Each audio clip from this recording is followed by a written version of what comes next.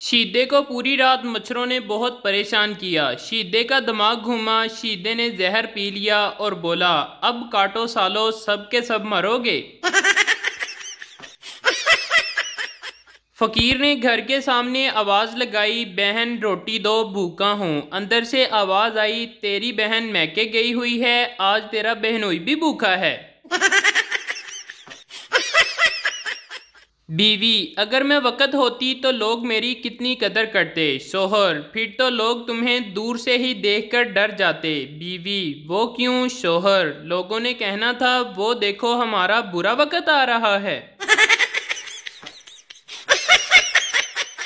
अस्पताल का अमला एक शख्स के पीछे भाग रहा था। लोगों ने पूछा, क्या हुआ। डॉक्टर, 4 बार ऐसा हुआ है कि ये साला दिमाग का ऑपरेशन करवाने के बहाने आता है और टिंड करवा कर भाग जाता है।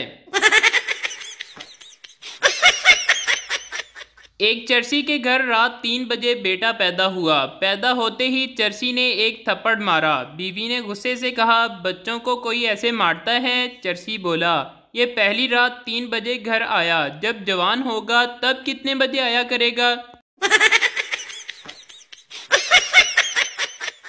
रात मियाँ बीवी में झगड़ा हुआ। सुबह बीवी गुस्से में ना उठी। खामन ने खुद ही बच्चों को नाश्ता करवाया, स्कूल के लिए तैयार किया। बीवी बिस्तर में घूटती रही। खामन बच्चों को लेकर स्कूल के लिए निकलने लगा तो बेगम उठकर बोली, रुकिए चौधरी साहब, आज इतवार है।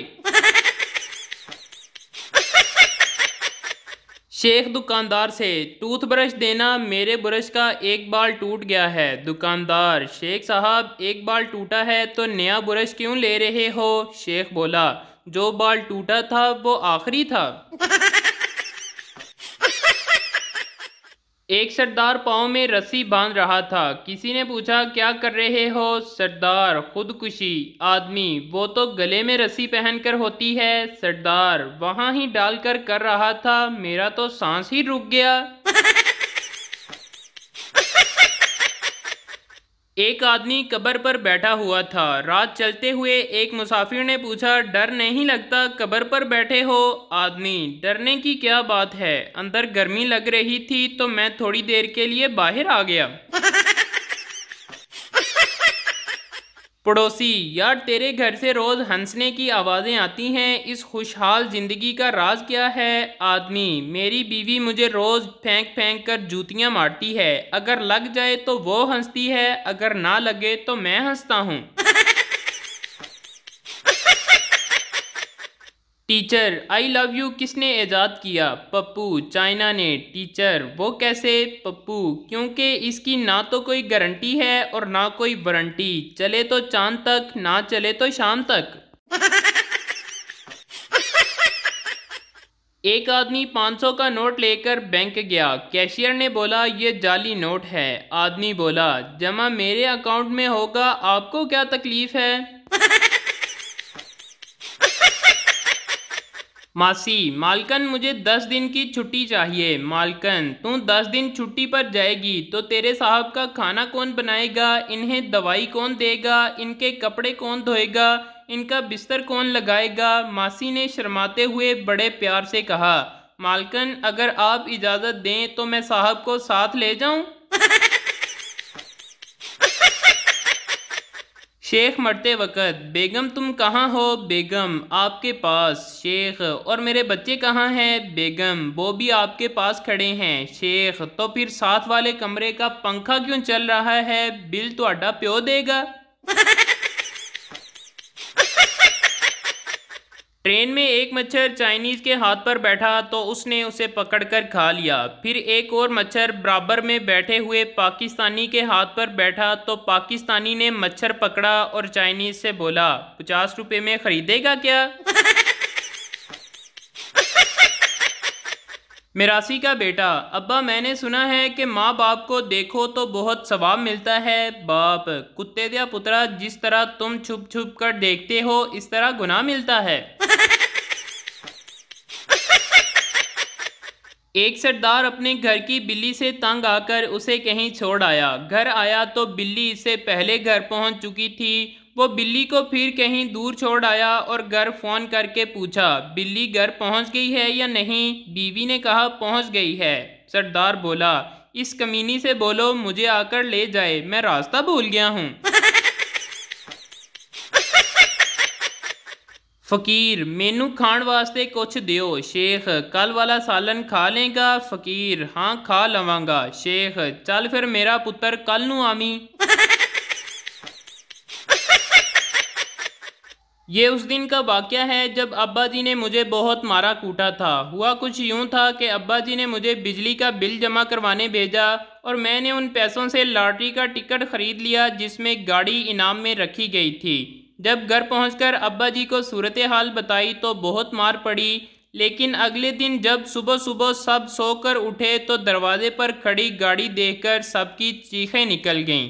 सबसे ज़्यादा मेरी चीखें बुलंद थी क्योंकि गाड़ी वापडा वालों की थी जो मीटर काटने आई थी और अब्बा जी ने फिर दोबारा मुझे कूटा।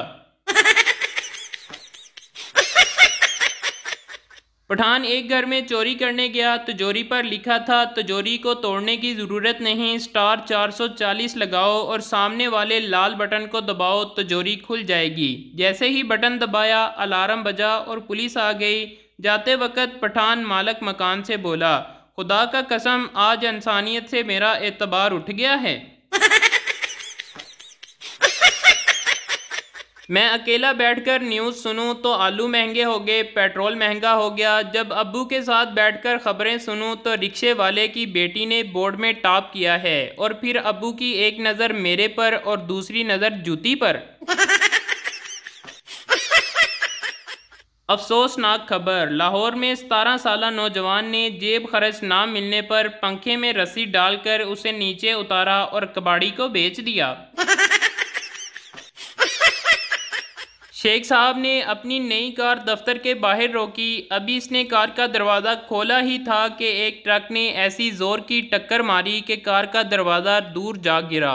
पुलिस इंस्पेक्टर पहुंचा तो वो शख्स चीख चीख कर कहने लगा, इतनी कीमती कार का ये हशर कर दिया, मैंने कल ही ये कार ख़रीदी थी, इतने रुपए ज़ाया हो गए। कितनी ही मरम्मत हो जाए लेकिन ये पहले जैसी नहीं हो सकती। इंस्पेक्टर ने कहा, मैंने आप जैसा आदमी पहले नहीं देखा। आपको कार के नुकसान की फ़िक्र है, ये एहसास नहीं है कि आपका पूरा हाथ कलाई से गायब है। शेख साहब ने एक नज़र अपने बाजू पर डाली और बेसाख्ता होकर बोले, हाय मेरे अल्लाह, मेरी तो राडो की घड़ी भी टूट गई है। शेख साहब ने तनख्वाह मुकर्रर करने के लिए नौकरानी से पूछा, पहले तुम जिस घर में काम करती थी वो क्या तनख्वाह देते थे? नौकरानी ने कहा, शेख साहब मत पूछें, वहाँ तो मैं सिर्फ रोटी पानी पर काम करती थी। शेख साहब ने कहा, तो फिर हमारे साथ कुछ रियायत नहीं करोगी? सुना है कि ये तय पाया कि नौकरानी इधर सोमवार और जुमेरात का रोज़ा रखे करेगी। रात कमरे का लॉक ख़राब हो गया। बीवी ने टॉर्च ली और मुझे साथ लेकर ठीक करने लगी। बीवी ने टॉर्च मुझे थमाई और ख़ुद लॉक खोलने में मसरूफ़ हो गई। खासी देर गुजर गई लेकिन लॉक था कि खुलने का नाम ही नहीं ले रहा था। बीवी का पारा 7वें आसमान को छूने लगा। फिर उसने टॉर्च खुद पकड़ ली और मुझे कहा कि तुम ट्राई करो। मैंने कोशिश की तो लॉक फ़ौरन खुल गया। बीवी मुझ पर बरस पड़ी और कहने लगी, अब पता चला कि टॉर्च कैसे पकड़ते हैं।